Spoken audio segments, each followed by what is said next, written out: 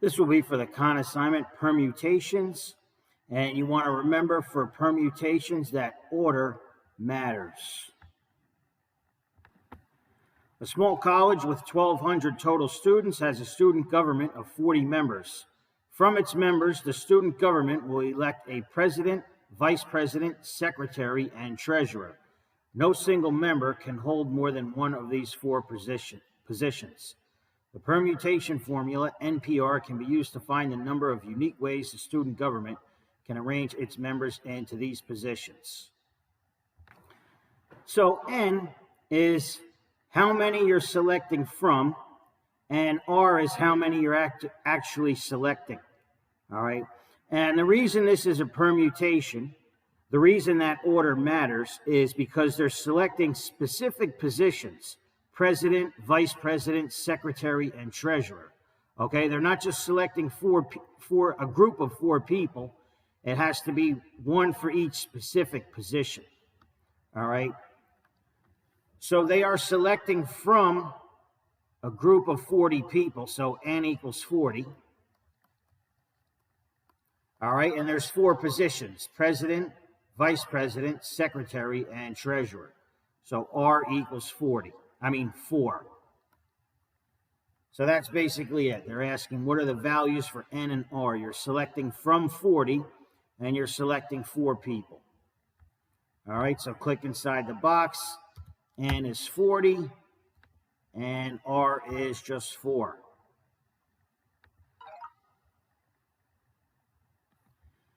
Carla is creating a survey with 6 questions. She suspects that the order of the questions may influence the responses, so she wants to create multiple versions of the survey with the same 6 questions in different orders. How many unique ways are there to arrange the questions? All right, there's actually several ways to do this. If you want to do it the long way, there's 6 questions. So if you make 6 blank spaces, for the first question, you have 6 questions to choose from. And then for the second question, since you used 1 here, you only have 5 to choose from. For the third question, since you use 1 here, you only have 4 to choose from. And then you keep going, counting down by 1 each time. So if you multiply these 6 numbers, you will have the number of permutations for 6 questions, okay? And the equivalent of this, of course, is 6 factorial. Okay, 6 factorial would be the same as 6 times 5, 4, 3, 2, 1. All right. Now, if you wanted to use the permutation formula, you have 6 questions to choose from. So N equals 6. And you have 6 positions to fill for those questions. So R also equals 6. So if you use the permutation formula, 6 permutation 6, you will get the same answer as if you had used 6 factorial. So doing this on the calculator, I get 720.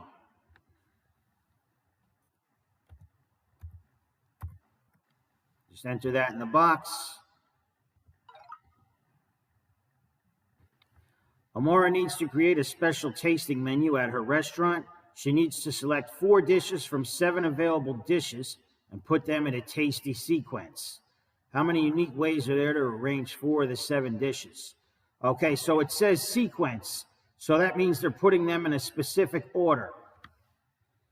All right. So again, there's 2 ways to do this. All right, I'll show you with the formula in a minute. But if you want to do it the long way, she wants to do 4 dishes. So 1, 2, 3, 4. All right. And she has 7 dishes to choose from. So for the first dish, there's 7 possibilities. And for the second dish, since you use 1 here, there's 6 possibilities. For the third dish, since you use 1 here, there's 5 possibilities, and so on. Okay, every time you use a dish, it decreases by 1, the number of possibilities. So if you did this on the calculator, you would get 840. All right, so I'm going to enter that in the box so I don't forget. All right, just type 840 in the box. But I'm also going to show you using the formula. All right, so let's erase this and try it with the formula.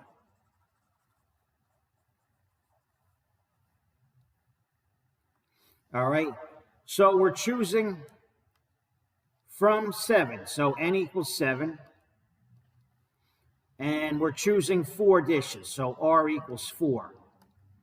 Okay, so writing that as the permutation, that is 7 permutation 4. All right, now the formula for permutation is going to be n factorial divided by n minus r factorial.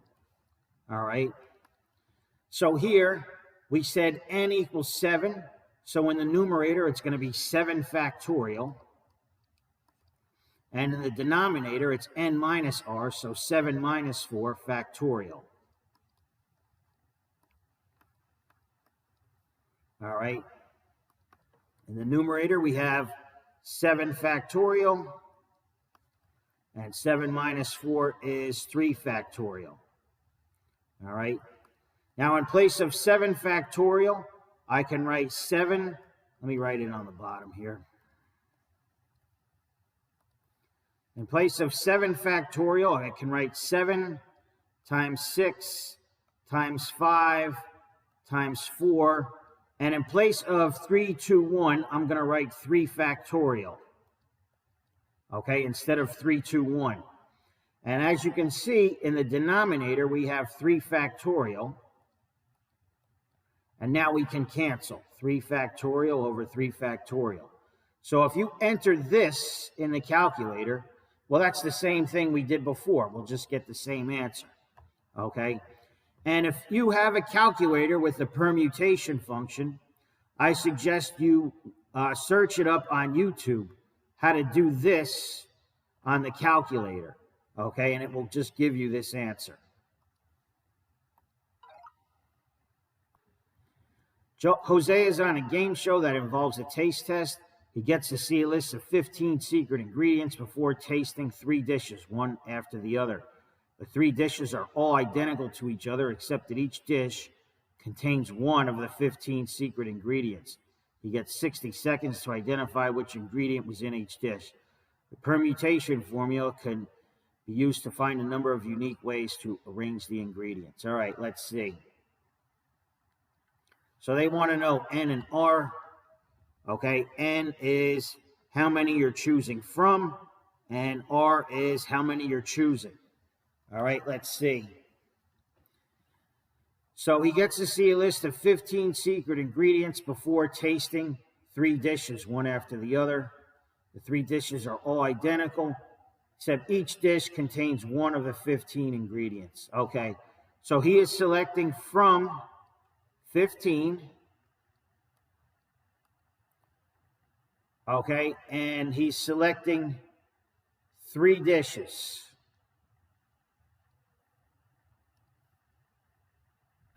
All right, and if you think about it, that makes sense. If you just did it the long way, okay, the first dish would have 15 ingredients to choose from.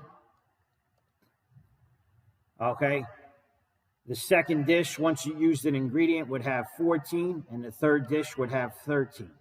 All right, so if you use this on your permutation formula or just did this, it would be the same answer. Okay, but they didn't ask that. They just said the values for n and r. So n is 15. Click tab, and r is 3.